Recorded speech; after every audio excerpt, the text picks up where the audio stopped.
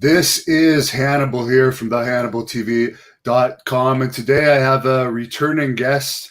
He's been a WWE wrestler, wrestled the likes of Macho Man Randy Savage and many top stars, WWE ring announcer, referee, leader of ring crew on the West Coast. He trained Sting, he trained the Ultimate Warrior, countless others. He was even in the UWF for a period of time. Big Bill Anderson, how are you doing today, sir? I know you're a little nervous.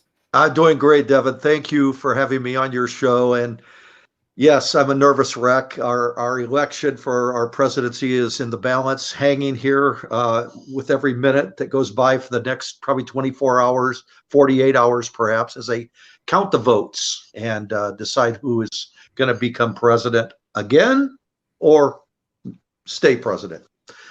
And I'll just go ahead and say it if it's okay. I'm leaning toward Trump. Okay, and so is superstar Billy Graham. I have been in contact with Billy, and we are very much on the same course of action that we believe that Donald Trump is the best man for this country at this time. And I know we're not here to talk politics, and I realize that. I apologize for bringing politics into this. It's wrestling, and but a lot of our lives are hanging in the balance. I turned 64 years old next Thursday, a week from this Thursday. So I'm already on Social Security, and because I'm retired basically, and I just don't want it affected my income for the future by who is president. And I know if Trump stays president, I know I have no effect on my money that I get from the government for what I paid into my Social Security, and I can't risk that for my older age. Whether that be one more day of life or 15 or 20 more years of life, I don't know, but it's scary. Like I told you, it's very scary. I can imagine. And on a positive note, I did get a copy of one of your many books here, which I have enjoyed. And I get fans who know that I'm friends with Billy Graham too, ask me all the time about how do I get a Billy Graham autograph? Well, your books come with a Billy Graham autograph. Yeah, Billy has been very gracious to sign my books. He did the forward for the book. He put a lot of time and thought into the forwarding for my book. He was the appropriate man to ask to do that forward, and he stepped up and did that. And he said he would sign each copy of the book, and I'm blessed by that. Billy has been a tremendous friend for decades upon decades. Since I was a much younger man, I have been friends with Billy.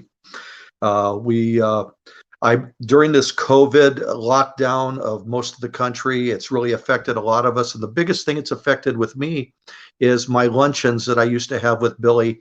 They've been non-existent since February was our last luncheon, where we would spend 3, 4 hours, 2 hours, 5 hours, whatever it is, shooting the crap about life, politics, wrestling, whatever. And I miss that time spent with Billy because of COVID lockdowns here in Phoenix, in Arizona, and all over the country. It's really affected a lot of us. I mean, it's affected everybody. But personally, it's affected me in that my friend, superstar, I cannot spend that quality time with him that I would like. And that's really sad.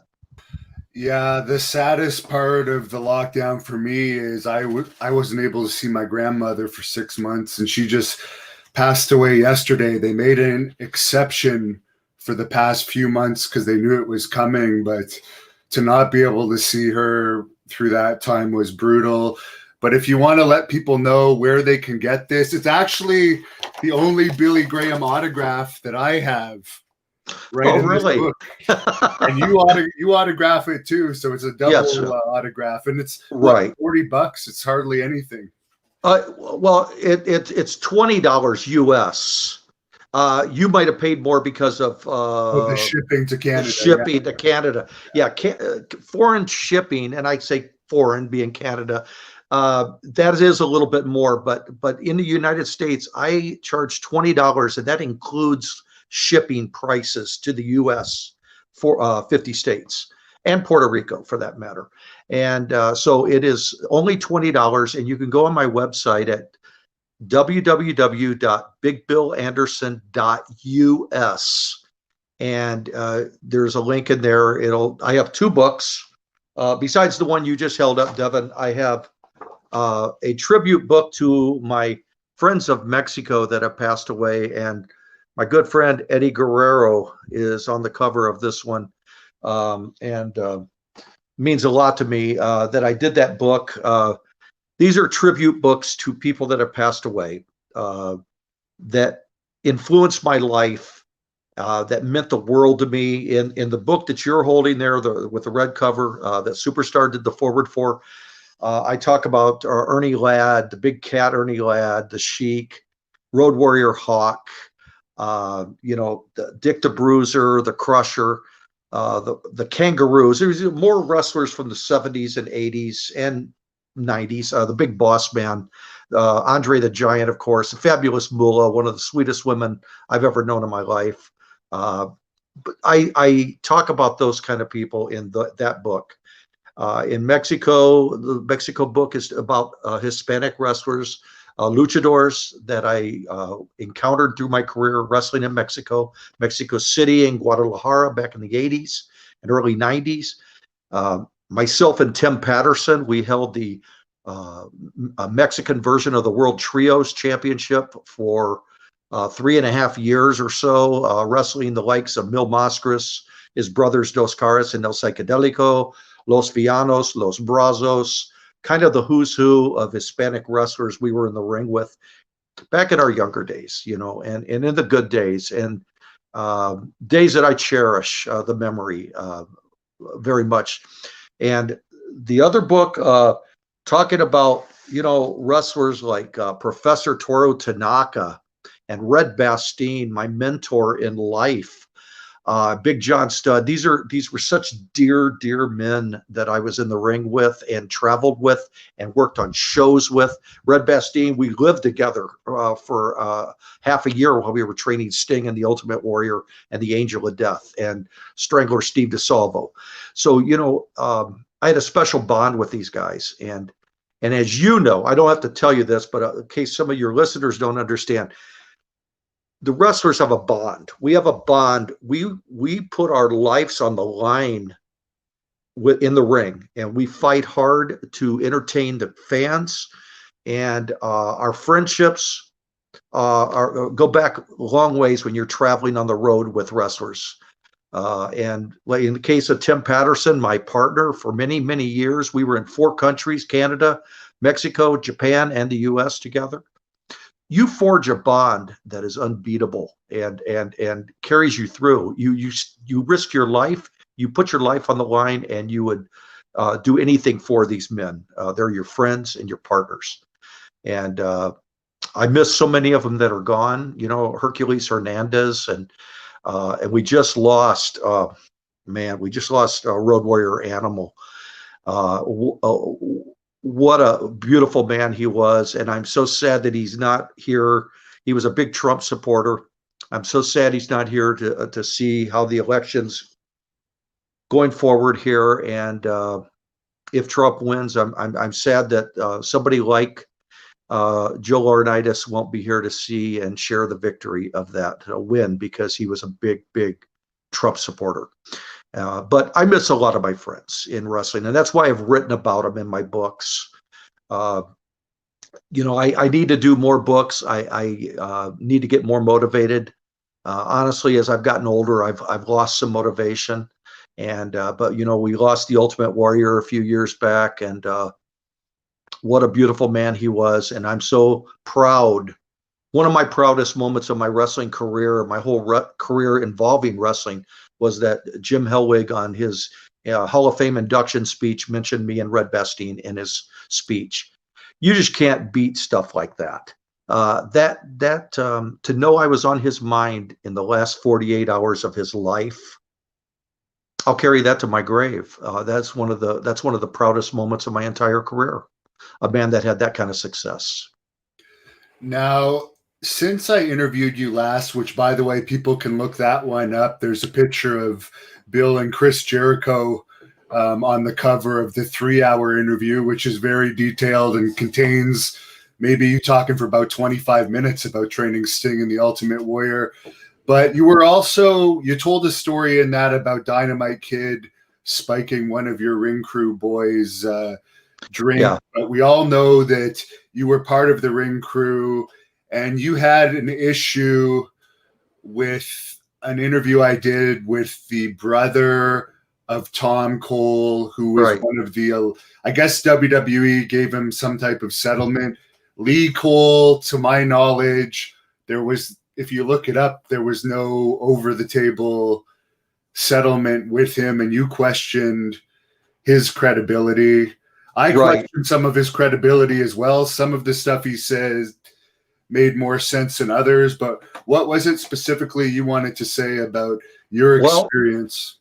I can tell you, I remember our conversation online, and I'll just say it like I said it. I called him a media whore. I believe he was looking for publicity. The Cole brothers were a lot of looking for publicity. I think Tom Cole was his name, the ring boy. I believe he was gay, and he enjoyed whatever he got out of that. I don't know, but I dispute the fact that that like I can't say that like Mel Phillips and Terry Garvin and these kind of guys, Pat Patterson, all these guys aren't gay or bisexual, whatever, and did something with somebody, but they make it, Lee Cole makes it sound like Mel Phillips just went from arena to arena with young boys all over the country. And I can just tell you, in the western half of the country, I was a ring crew chief. Terry Garvin set me up in my position, and I never saw any of that, ever. And I was around Mel Phillips countless shows on the West Coast where he did the ring announcing before I was doing ring announcing. This in the mid 80s, I was a ring crew chief. In the late 80s, from 87-ish to 80 to about 93, I was a ring announcer in Los Angeles, San Diego, Bakersfield, Fresno, and many other cities. But I was around and around Mel Phillips quite a bit. I never saw any of that, any negative behavior. He was the ultimate professional, Mel Phillips was. And I could say the same personally from Terry Garvin or Pat Patterson, both.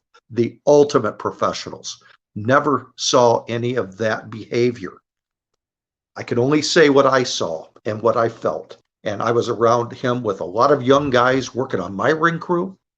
A lot of shows, I mean, hundreds of shows from Reno, Nevada to all the way to Seattle, to Portland, to Phoenix, Tucson. I was around a long time with WWF. Never saw any of that behavior. And I don't know if this was an exclusive New England area thing where Mel was active doing that with Cole, with Tom Cole. I don't know. But I can just say that in listening to the interview, it just seemed like Lee Cole was just enjoying the publicity a little too much. And it just sounds like they were bigger marks for wrestlers than anything else. And sometimes a male mark would maybe do something with a male, just like a female mark does things with wrestlers. We call them rats, unfortunately. It's a term that was used many decades ago in wrestling. But it's not a nice word, but it's just a word that was used. And I have a feeling maybe Tom Cole was a rat. I don't know. But I never met the guy. I don't know him from Adam. I've never met his brother. But I just got an uneasy feeling watching the interview that you did. I just felt there's something wrong here. Just a personal opinion.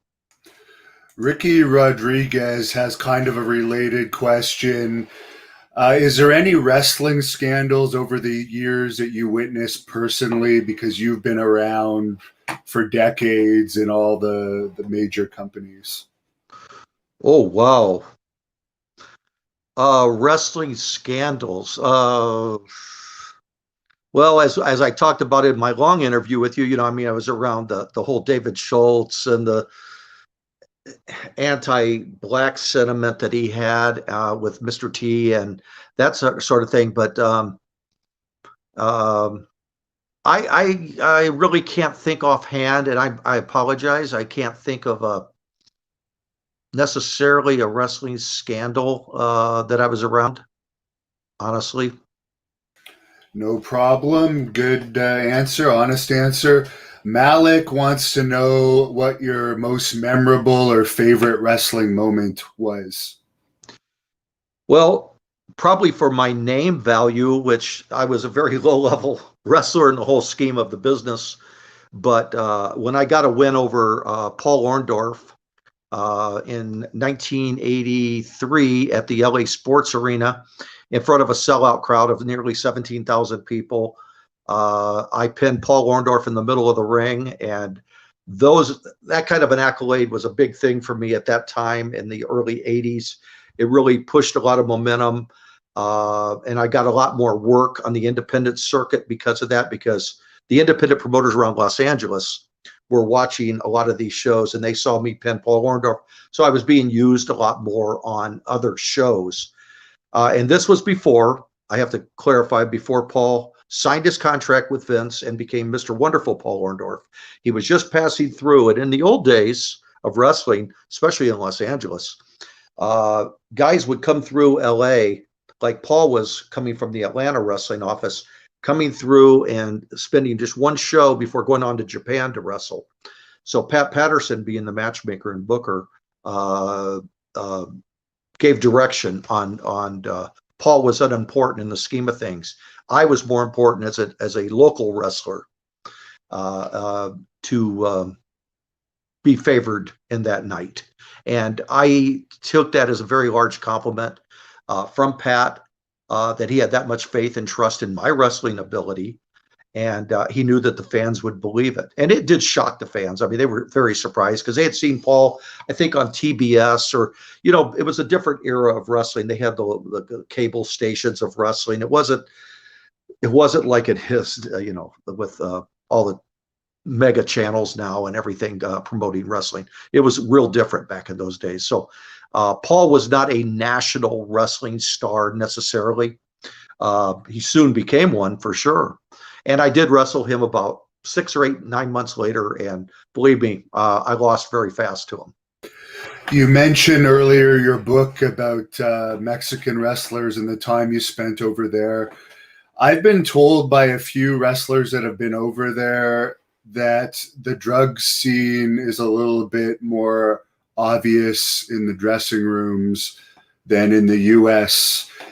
These guys are more recent, like Conan and Juventud, and Rene Dupree said he has had some friends that noticed that. But did you ever notice anything like that back there?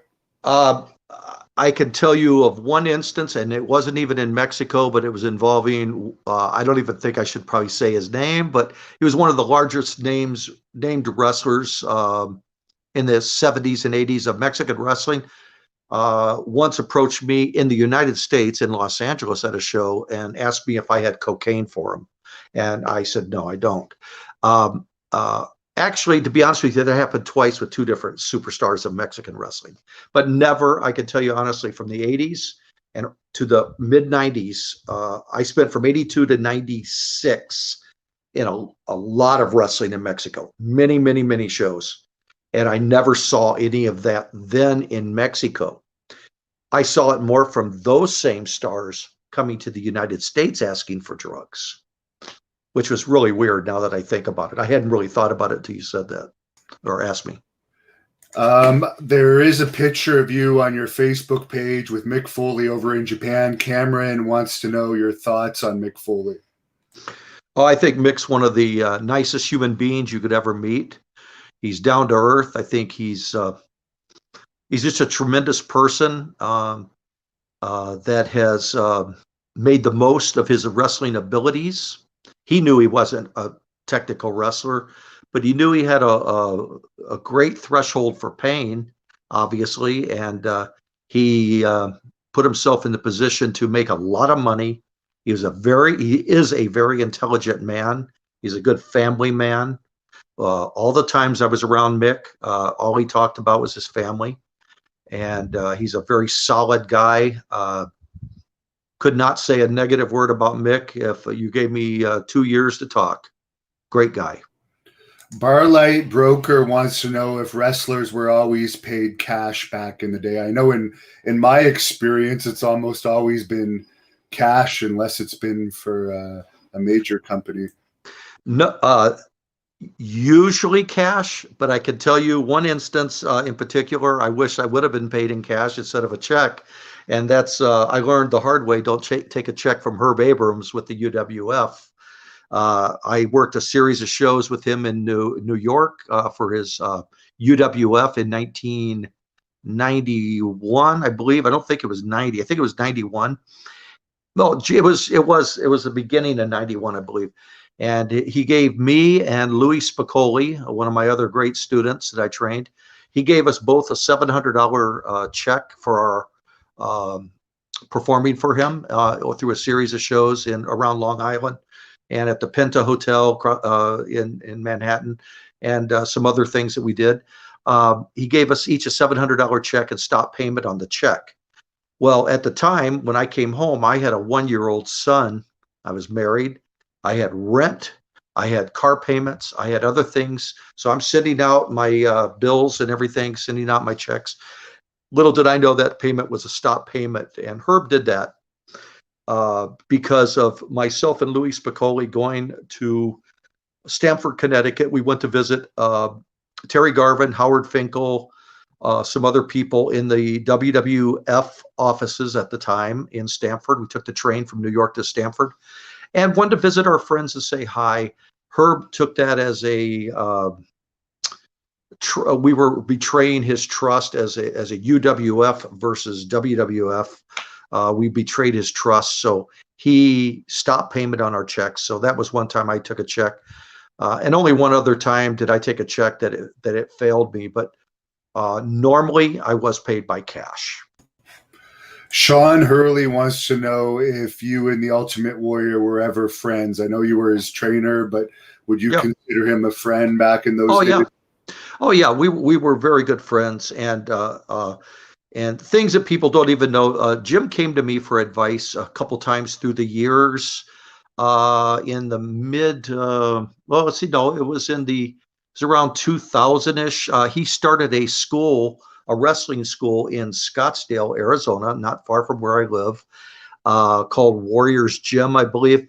And he needed to buy a ring, and he wanted me to set up a ring to be built for him and transported over and set up for him. And I arranged all of that through a man in Los Angeles that I had a ring built from. A guy named Johnny Flores, who built boxing and wrestling rings. He rented them out to movies. He did that for the Rocky movies with Stallone and other movie companies, films that needed rings. Johnny would rent rings to him. Well, I had them design a ring for the Warrior and sent over to Scottsdale, driven over and set up for him. And I negotiated also with Jim to work for. It became a catastrophe, but to work for T.C. Martin in Las Vegas for the NWC in 1995, I believe, or maybe it was 96. And it was just it was just negotiating problems with egos and things like that.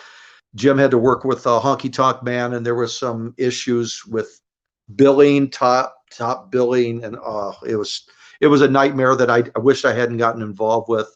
But I negotiated from T.C. Martin through. I was the middle person to get to the Warrior, and so we communicated through the years. And Jim trusted me always with my judgment. Now, there's a fan on here, and this is actually true. I just double-checked if this is true. What do you think of Billy Graham's name being banned from WWE Thunderdome? They've released the name of banned people that you can't show pictures of. There's a lot of AEW people and Cody Rhodes and Ryback, and I guess Billy Graham's name is on there, even though they just put out a new toy of him. I find that amazing. I didn't know anything about that. Well, this goes into the same category as their Hall of Fame. It's where the strange hypocrisy is of a man makes you a lot of money and you don't want to use his name, and you ban Hulk Hogan and you do this, you do that, and Billy has always been controversial, and we all know it. And he's had a lot of negative run-ins with talking negatively about WWE, Vince, the whole direction of their company. But I don't know, to deny his name and his reputation, his history, it's ridiculous. I think it's all childish behavior, banning names and that sort of thing. I think it's ridiculous, personally. I guess he didn't re-sign his Legends deal that expired in September. That probably means. Well, yeah, I guess that maybe that upset them. Who knows? They're a fickle bunch, It's just a different world we're living in. I don't know. It's crazy out there. Ricky Rodriguez wants to know if you think Luis Piccoli would still be alive if he wasn't in ECW. Well, when he passed away, he was working for WCW. I think of Louis, I'll be very honest with you, probably every single day of my life. He's been gone since February 15th of 1998. I think of him all the time. I did a great tribute video to Louis on the 20th anniversary of his death. It's on my YouTube channel called Big Bill Anderson's Life Tours, if somebody wants to look it up. And I was there with Ricky Ataki, another one of my students and Louis' close friends. His death still shocks me and hurts me tremendously. How anybody can let their life get away from them by being so into the pain pills. He was taking so much. He didn't do. He wasn't into heroin, cocaine, all that. Nonetheless, you could still die from prescription pills, obviously, and that's kind of what did him in with the alcohol mixture his final night. But Louis was very depressed. He was not only physically in pain, he was very depressed through relationship problems with past girlfriends, and he was very lonely inside. He was only 27 years old, and he was a good kid. One of the greatest friends I've ever had in my life. I was 10 years older than Louis, and I just cannot say enough nice things about the kid. He was a good person and a good heart and just a talent in the ring and a love for the business like no other. This is an excellent question because I don't think I've ever heard anyone answer this. Sean wants to know, as a trainer, how would you train the psychology aspect of pro wrestling into your trainees? Wow, it is a very tough question because I'm very outdated. I closed my wrestling school in 2002. So I'm 18 years out of date as far as the training techniques for people. It's a different business. And what I learned, and I think you've alluded to this sometimes in some of your talking, I've heard you, is the wrestlers nowadays, the young wrestlers, I should say, they wrestle, I feel they wrestle for dressing room approval more than they wrestle for fan approval. Their psychology when they go into the ring now to do a match is, what are the boys in the back thinking of what I'm doing on this move and this move and that move, and how am I impressing my friends in the dressing room versus how am I impressing the fans? Do they even listen to the fans? In my day, in the 70s and 80s, more so than any other time, or than now, I believe the wrestlers paid attention to the fans, and the fans dictated a lot of direction to the match. What worked in the ring and the fans reacted to it, that's what you would continue to do. As a heel or a babyface, you would go that direction to whatever made them happy, not what your friends in the back thought. When I came back, I'll give you an example. I came back to the San Bernardino Arena, to the dressing room one night after a match, and Mr. Universe, Earl Maynard, had done the TV commentary there that night. And when I came back after my match, he was in the dressing room, and Earl was one of my teenage heroes, great wrestler, actor in the Deep and a lot of movies he worked in. So Earl came up to me and he says, "Hey, I want to tell you, you really impressed me, kid. You had a good match." Well, see, that meant something to me, getting that approval from Earl Maynard. But I didn't go into the dressing room seeking, who did anybody see my match? Did anybody like my match? Did you see that move I did? It wasn't that. It was the fans. I wanted the fans to appreciate how hard I worked for them and how much I sacrificed for them, not for the boys in the dressing room. They're not paying my salary. It's the guys, it's the fans, it's the men and women and kids that cheered for me as a babyface or booed me as a heel that I appreciated and worked hard for. And when I got compliments, whether it was from the Golden Greek John Tolis, which I did in the dressing room, hey, that's cool. Right on. I love it. But that's not what I sought out. And I don't know if that kind of answers your question, but I just believe that the psychology is a lot different nowadays in the business. And the other thing that a lot of them will do these days is run back, find their opponent, take a selfie with them, then post it and tweet it out. Well, to kill the mystique off even more. Yeah, I guess I'm probably fortunate enough. I have taken a lot of selfies with wrestlers myself. I have to admit, I've got about 50, 60,000 pictures in my photo albums. But thank God, I guess it's probably better to say that when I was wrestling, it was before the internet, most of the 99% before the internet. And so I wasn't given that chance to do any of that. So I can't be on that list that did that. So, I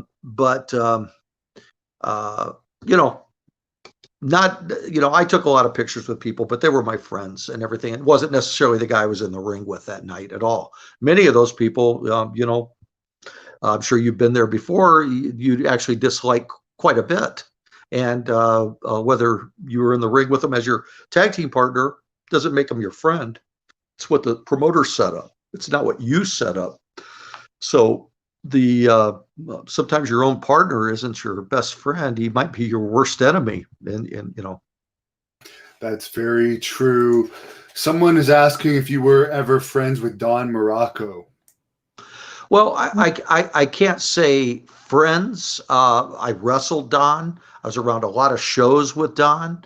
Don attended some Cauliflower Alley Club reunions in Studio City, California, in the mid-90s before they moved to Las Vegas starting in 2000. I was around Don quite a bit. I found him a fascinating guy, a hell of a talent, a very nice guy. Again, I could not say a negative thing about Don Morocco. He's been around the business for a long, long time, and a great physique, powerful looking man. He looked the part. Great guy. Mike wants to know how your interactions were with Vince McMahon over the years. I had a very professional relationship with Vince probably about 1985 to up to about 1998. I was booking quite a few of my wrestlers on their TV tapings, anywhere from 2 to 18 guys. And Vince treated me always with respect. He knew who I was. He knew I brought talent for him. He was checking out a lot of my talent, seeing Luis Piccoli, and eventually hired him. He was looking at guys. I had just a professional relationship with Vince, not overly friendly, but when he saw me, he said, "Hi, Bill, how are you?" We shake hands.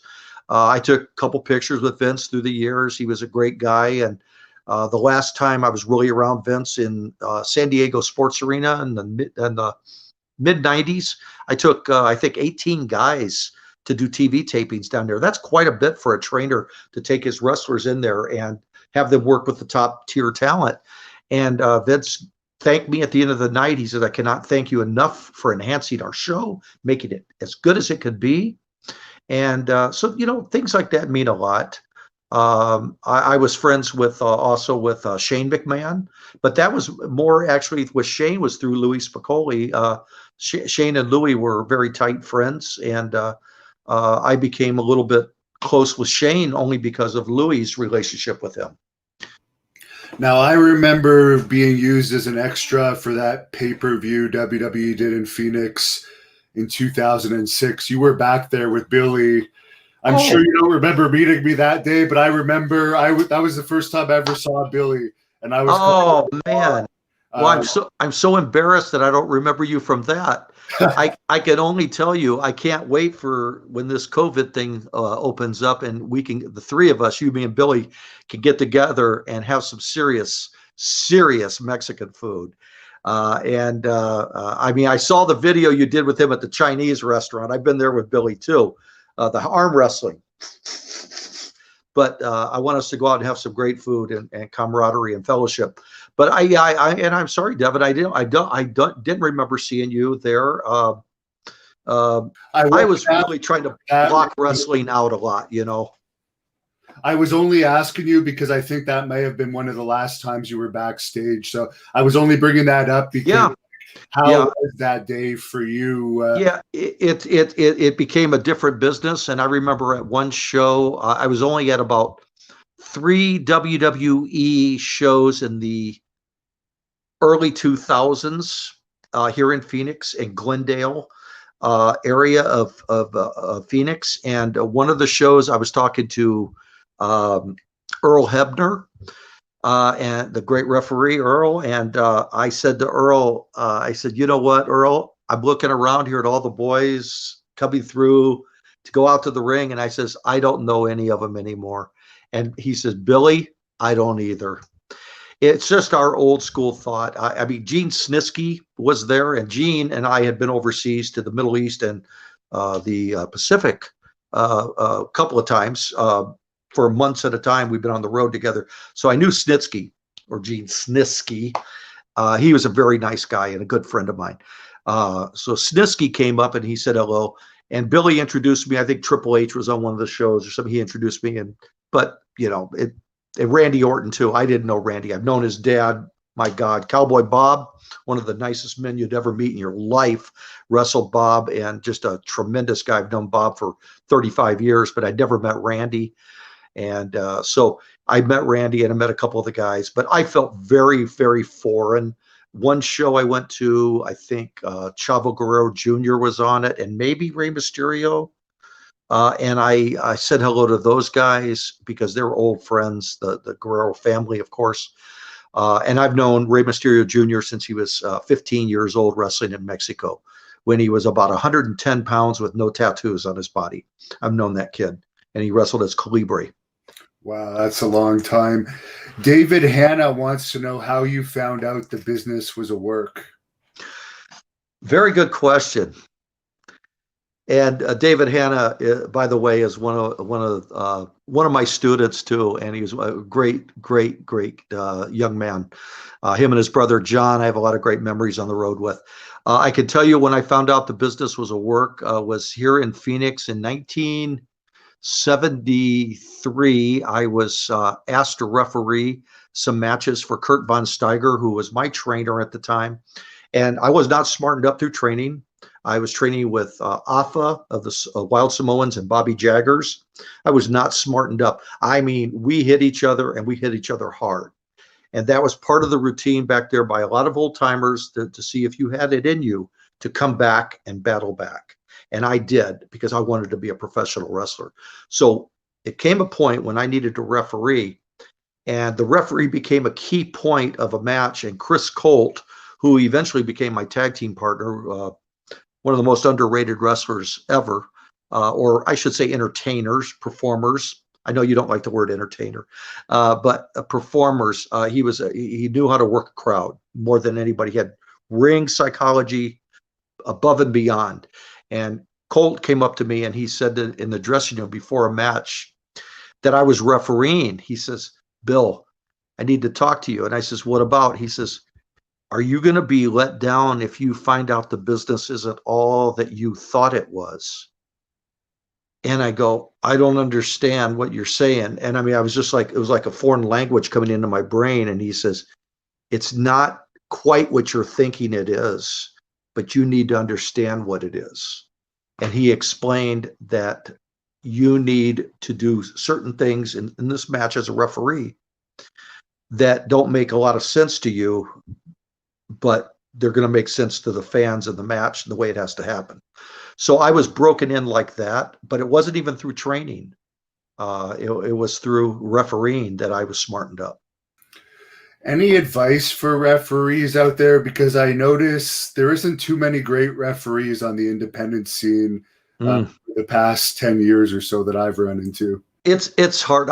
It's hard to offer a lot of advice for that. One of my students, one of my great referees that I helped train was Rick Knox, who is a great referee for AEW. Is that what it's called? AEW.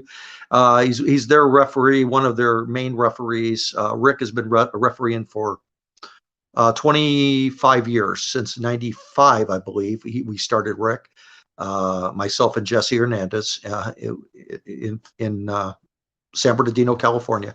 And we broke Rick in, and Rick has gone on to work for major companies. He's under contract with AEW, and it's a tough job. You have to just learn how to listen, and I don't know. It helps to learn a little bit of wrestling too, because you have to take some bumps sometimes. You have to learn how to fall, and it's hard to offer a lot of advice, to be real honest with you, and especially the way the business is now. David2099 wants to know if you were asked to be a trainer in Florida for WWE's developmental system, what would you say? In all honesty, I'd probably say no. I would probably, because I don't think I'm up on the current product enough. I have old school beliefs and old school mentality that I don't know. When I was running my school in 2000 and 2001, I started seeing the shift in the mindset of younger people. Of, like I was saying earlier, they perform for each other and not for the fans. It's real hard to get it through their brain, and especially somebody at my age telling a 20-year-old how to act in the ring. It's hard to make them understand that these are from years of wisdom and learning the hard way what works and what don't work. But it's hard to make a kid understand that that's the direction they should go and need to go. And if they don't go, then you feel disrespected and you feel hurt. And I went through a lot of that in the final days I was running my school. I was training guys like Frankie Kazarian, Los Cubanitos, Ricky Reyes, and these guys. There was a lot of students that came through my school, and they just didn't really understand. I took kids over on a 1-month tour of the Middle East with Gene Snitsky and the One Man Gang and the Honky Tonk Man and these guys. And I had to get on my kids because they thought they were superstars, and they were forgetting their place, that they're just youngsters in their rookie year of wrestling. But I got them an overseas gig for 1 month, making $1,000 a week. So they made $4,000 in a month, these 18, 19, 20-year-olds. And the promoter, Tom Reeder, who managed this, Tom Shade, with his promotion, he did a lot of shows on military bases. He asked my young guys to help take a ring down in South Korea at a military base. And my guys, 5 of them that I took, one was a referee and 4 wrestlers, all balked at the idea that they help take a ring down because they are superstars. That was the mentality. As much as I tried to show them and tell them and explain to them and teach them that you are young kids and you still have to learn from the bottom up of this business, and they disrespected the promoter and me until I had to physically threaten them to help with the ring, to help Tom Shade out of respect for him, to tear the ring down and disassemble it. So, I found then it was a different mentality of younger people that I just lost faith in to train. And that's what I would feel I was walking back into if I was to go to Florida or somewhere like that. I lost a lot of faith in my fellow man to learn, because I don't think they have the sincere love for the business to learn every aspect of the business like I did, being a referee, ring announcer, tearing rings down, setting them up, driving thousands of miles. I drove rings from LA to Seattle. I drove a ring from LA to Chicago for Paul Alperstein's AWF promotion. These are things you sacrifice and do because you love the business. And I believe I did love the business, and I showed that in everything I did and put my body on the line. And I just believe that the mentality isn't quite there. That's just my opinion. I could very well be wrong. It's just the way I think nowadays. You've actually had a few questions on here about Iron Mike Sharp. He's become a popular subject on this channel. Any experiences with him? Yeah, I wrestled Mike several times. I liked Mike. He had a work ethic like very few. I know his father, Mike Sharp. Red Bastien had a ring built by Mike Sharp, the father of Iron Mike. And I was over at Mike Sharp's house, and I know Mike Sr. did not want Mike Sharp Jr. to be a professional wrestler. He wanted him to go into law enforcement like his other son did, and he wanted him to go a different direction in life. And kind of like, I guess, the Bruno David San Martino thing. There was some dispute there about, following my footsteps type thing. Well, Mike Sharp, I was in the ring with Mike too. And Mike was a tough wrestler. I mean, when he hit you with a forearm, you felt it for a couple of days. And I wrestled Mike day in and day out many, many, many times. And Mike was tough. And I can tell you something else that very few, probably hardly anybody knows. In the dressing room, Mike would arrive at a show. Let's say the show started at 8 o'clock. Mike would be in the dressing room at 5 o'clock in the evening, and he would be doing Hindu squats, push-ups, jumping jacks. He'd do it until his match started. And then when he got done with in the ring, he would come back and he would still work out in the dressing room doing calisthenics.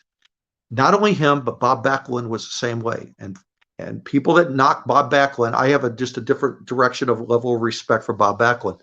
And I know our mutual friend Billy has his opinion of Bob.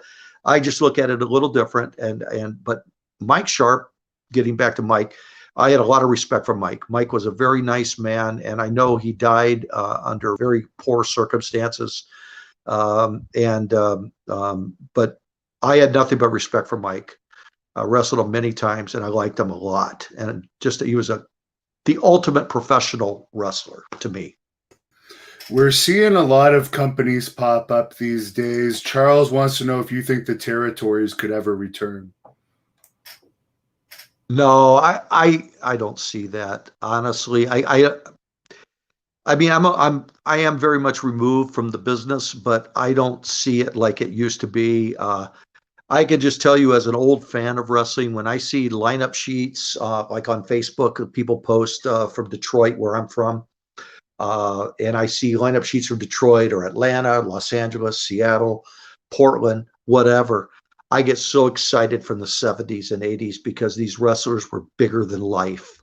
Ox Baker, Dick the Bruiser, it just, Mike Graham or Eddie Graham in Florida, and every area, Jose Lothario in Texas and the Von Erichs, everybody had their area of, there were national stars, and regional stars before they became national with expansion. But it was a different business, and I don't see it going back that way, honestly. You mentioned a lot of places you've wrestled there. Sean wants to know, in your opinion, what is the best wrestling city in the United States? He picks Pittsburgh. Well, I never wrestled in Pittsburgh. I always wanted to. One city I always wished I would have wrestled, and I never had a chance to, was Detroit at Cobo Arena, where I grew up and went to a lot of matches with my dad. My dad was not a wrestling fan, but he would take me. But I feel Los Angeles. I had a lot of good runs there in Los Angeles at the Olympic Auditorium and in the Los Angeles Sports Arena. I have a lot of great memories of those buildings. Wrestling a lot of my childhood heroes, John Tolis, one of the toughest professional wrestlers ever.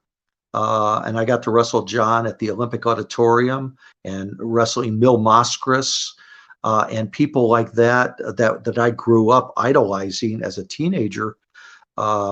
I feel Los Angeles, in my case, was my region. And I know everybody that starts out in different cities have their own favorites and everything. But I'd say LA. That's definitely got to be one of the cities you hear pretty often from the various wrestlers I interview. Mr. Wicked 505 is asking if you have any advice on how to get into being a ring announcer. Wow. That is tough. That's another kind of tough question. I think basically you have to get in with a promotion. You have to start working small. Get in with a local wrestling promoter and watch a lot of video of men like the late great Howard Finkel, one of the nicest guys, one of the greatest ring announcers ever on the face of the earth, or watch some old Jimmy Lennon from Los Angeles. These are guys that I was around quite a bit.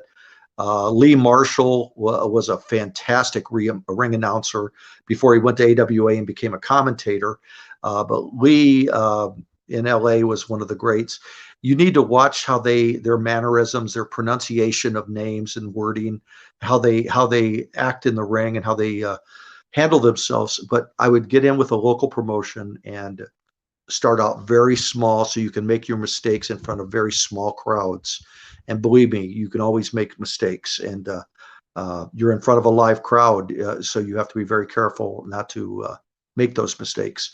But you need to start out small and work your way up, but get in with a small group. No different than if you were starting a band, a rock and roll band. You don't just become Led Zeppelin or the Beatles. I just dated myself, didn't I? So you don't become those guys overnight. You start in little clubs in front of 10 people and 20 people getting drunk.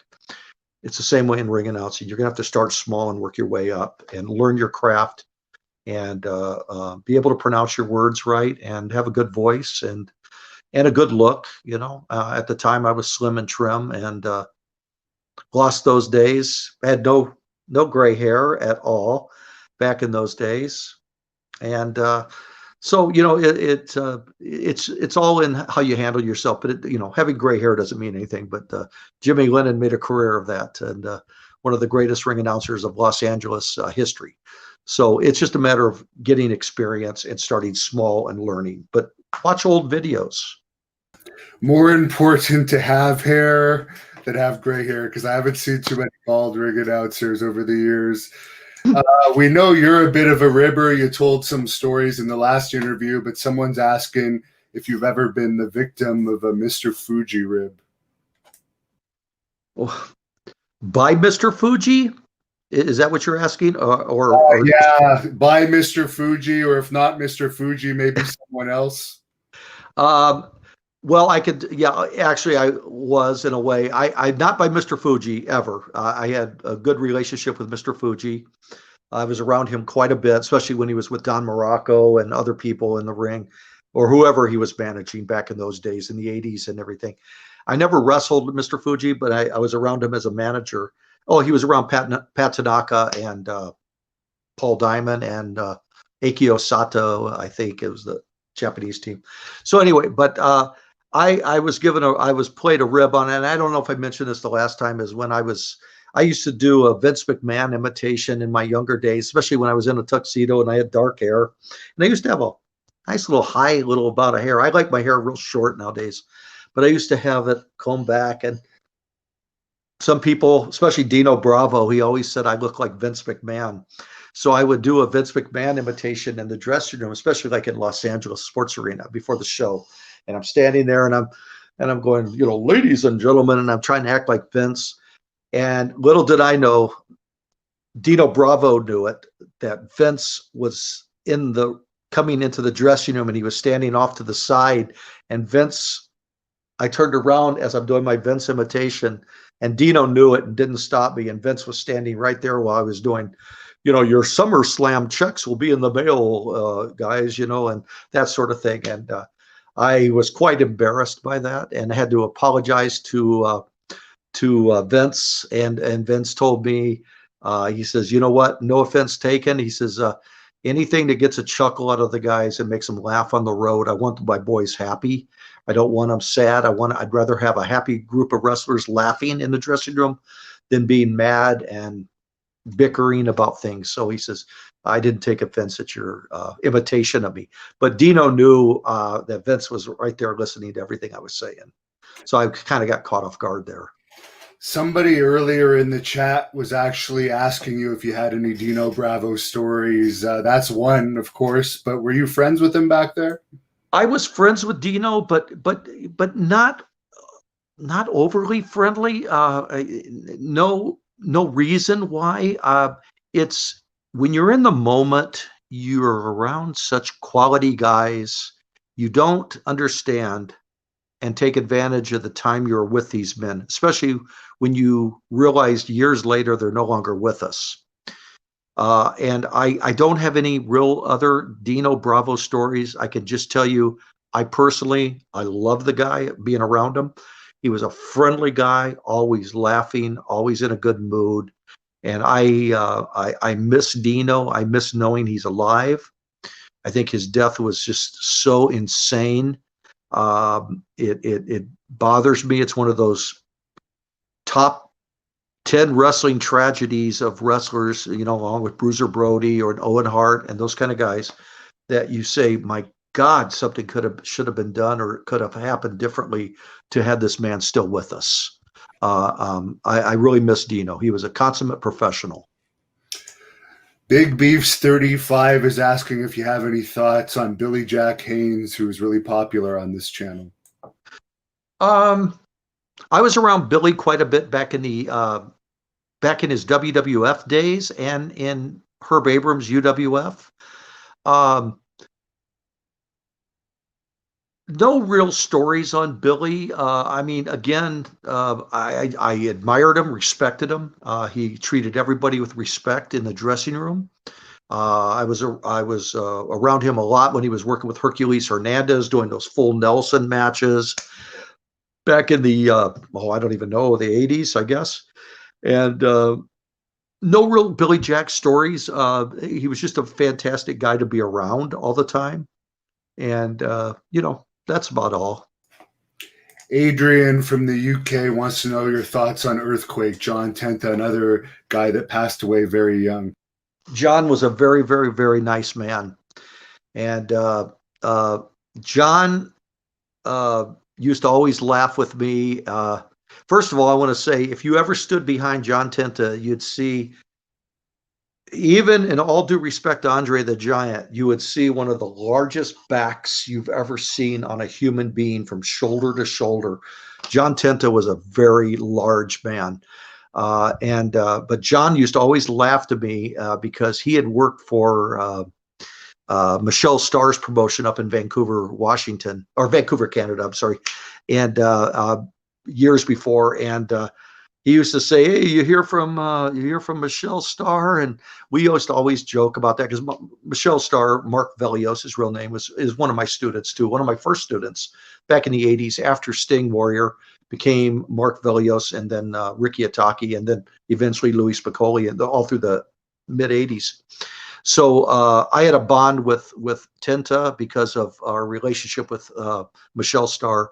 But John was a tremendous, nice man. I never wrestled him, but I did ring announcing for him and refereed matches for him. And I found John to be an amazing human, good family man, a fantastic family man, and taken from us way too soon.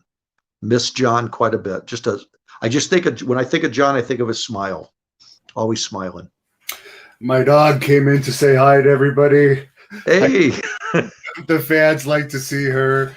Well, I really appreciate your time tonight and answering the fans' questions. Do you want to remind people where they can pick up this great book or your other book? Yeah. Either of these books are available at www.bigbillanderson.us. And I will make sure they are all signed appropriately to you, and they are mailed by me. I appreciate anyone purchasing the book and learning a little bit of different history. It's old school stuff. It's guys that are gone, but meant the world to me. You know, Jack Briscoe, one of the greatest NWA world champions of all time, one of the great workers, nicest men. You know, there's Bruiser Brody, you know, Andre the Giant, you know, guys like that. And one of the greatest compliments I've ever had was when Barbara Goodish, Frank's widow, came up to me in Las Vegas several years back, and she says, "You're Bill Anderson. I've wanted to meet you. You did a story on my husband in your book, and I wanted to thank you for that." And that meant the world to me, coming from Barbara Goodish. So things like that are real important to me, getting that kind of feedback from somebody like Barbara. And I appreciate anybody taking the time for my book. And I thank you, Devin, it's been 6 months since I was on your show when you interviewed me last. And I appreciate it. I appreciate the time to come on. And I hope I don't sound a little too outdated from everybody that you have on. I know you have a lot of older wrestlers on. I mean, Kevin Sullivan, I know, and a lot of guys that have been around a long, long time. But you have a lot of newer talent on too. And I'm just not as much into the newer scene as I maybe could be or should be, but I'm a little old school, you know. And you have a ton of pictures, as you've mentioned, and people can follow you on Facebook if they want to see your posts, where you probably post at least 3 times a day, some of these rare pictures. Yeah, I have a lot of pictures, and I have so many pictures I haven't even scanned to put on my Facebook that I need to do. And it's a big major process for me. As I've gotten older, it's harder for me to find the motivation, quite honestly, to do a lot of things. And doing things like this with you helped me a lot. You even took my mind off the presidential race for the last hour, which is quite amazing, because that's what's been on my mind for months on end coming into tonight. So, but anybody that wants to buy my book, www.bigbillanderson.us. And I do have a YouTube channel that I need to update and get some videos out, but it's Big Bill Anderson's Life Tours. Appreciate it if you subscribe to the channel. And I've been to like Yokozuna's grave. He's in the same cemetery as Louis Spicoli. And I've been to Joe Cocker, great rock and roll singer in Colorado. I went to his grave in Colorado. And Doc Holliday and several other people, the Earp brothers. And also, I just want to mention real fast, I'm going on a trip later this month in 3 weeks. I'm going to Seattle to Bruce Lee's grave. I will be at his grave on his 80th birthday. And I'll be at Jimi Hendrix's grave, one of the great guitar players of all time. And I'm going to Portland to Roddy Piper, my dear, dear, dear, dear friend's grave. And I'm going to pay my respects to Roddy. And Virgil Earp, my final Earp brother, that I have not been to his grave. I've been to Wyatt and all the other brothers. And Lyle Alzado and several other people. So I just wanted to throw that out there. I've got more content coming on my YouTube channel. And I'm just getting my motivation. Speaking of Piper, my dog is named after him. She's actually named Piper, and I interviewed his daughter, Teal, not too long ago, and she said she'd be her honorary godmother. So that would be a blessing. I'll slip in one more question, because we've had this name pop up a few times. PWC 24/7 wants to know if you have anything about Rick Martel to share. Oh, I could just say Rick is another guy that's the consummate professional. The last time I saw Rick was maybe about 5 years ago at a Cauliflower Alley Club reunion in Las Vegas, and Rick is just in phenomenal shape. He thinned down a lot, but he's cut up and ripped. He looks like he could run a marathon. And my mouth was just hanging open, staring at him, saying, Rick. And I told him, I said, Rick, you look fantastic. I mean, you look as good, or if not better than you did 30 years ago. You look great. And, but I've always had a lot of respect. Rick was just a fantastic wrestler, one of the greats, a very good person, a good hard worker in the ring. I never had a chance to wrestle Rick, but I have nothing but respect for Rick Martel, one of the fantastic guys. And to close this off, I was wondering, since I've never heard you announce superstar Billy Graham, if you could pretend you were announcing him to the ring for us to put you on the spot. Oh, okay. Well, I haven't done ring announcing in many, many years, and you can see my face is going to turn red. I would just say something like, ladies and gentlemen from Paradise Valley, Arizona, superstar